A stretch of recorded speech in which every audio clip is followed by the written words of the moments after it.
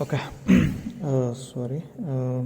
So as I was telling, if you want to define an identifier, we need to keep two things in the mind. One is the identifier name should always start with a letter, and it should never end with an underscore. These two things you are supposed to keep it in mind. So this is right and this is right, but this is not right because the identifier name starting with 1, and this is not right because the identifier ending with underscore. Right. So let me take one more example here. So look at this circuit. We have 3 gates, but all 3 gates will be accepting the inputs A. All 3 gates will be executing at the same time because all 3 gates get inputs from A. Okay. So once the input gets A, so here the process will start, here the process start, here the process start. Output will appear at the same time. Everything will get triggered at the same time. Okay. For example, if you take so the delay for this gate is 2, and for delay for this gate is 1, and delay for this gate is 3. So let me assume A is initially 0, after it changes to 1 at 5 nanoseconds. So A is initially 0, it take 5 nanoseconds to change to 1. So okay, 1. So 1 will be transmitted to here, 1 will be transmitted to here, 1 will be transmitted to here. And once the A changes, the output changes, output changes. So what is the amount of time taken to D to change now? So previously A was 0, so we had some output. Okay, now A changes to 1 by taking 5 nanoseconds. So the change which occurs in A, it has to be reflected to this gate.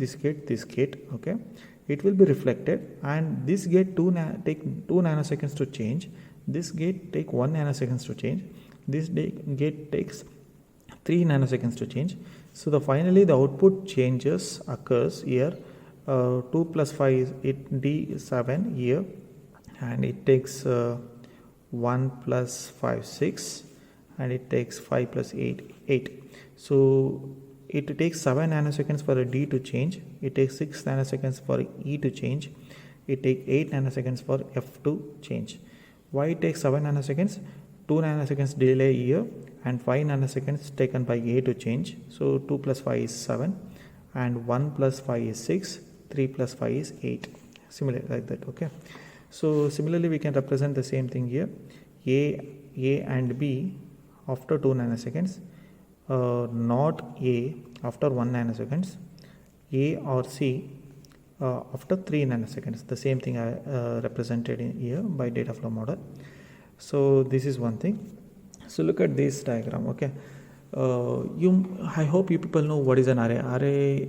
Okay, so rather than assigning values USN of, for example, if you take USN of 100 student, it's not possible to declare student 1, student 2, student 3, student 4, student 99, student 100 student. It's not possible. So what we define, student of an array of 100, we define this array size as 100, so we can able to have 100 student within that array.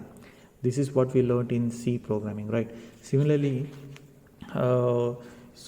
in case of this VHDL, so look at this, we have AB. Similarly we have AB, 4 gates we have and 4 outputs we have. So rather than going A of 0, B of 0, writing separately like A of 0 and B of 0, A of 1 and B of 1, A of 2 and B of 2, A of 3 and B of 3, it's something like a hard way. It's a complex. The structure of the program gets bigger. So normally the outputs or input lies in zeros and ones, so we call it as a bit. Okay, we call it them as a bit. Okay, but if we use a concept called bit vector, okay, so we can represent the size.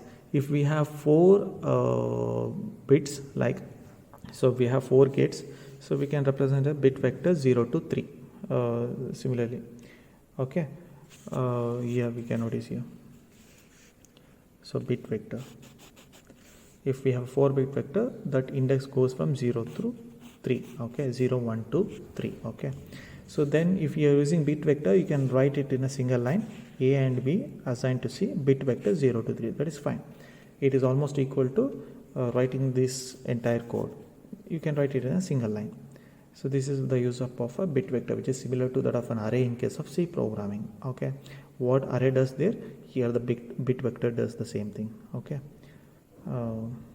right. So that is what they are given the explanation here.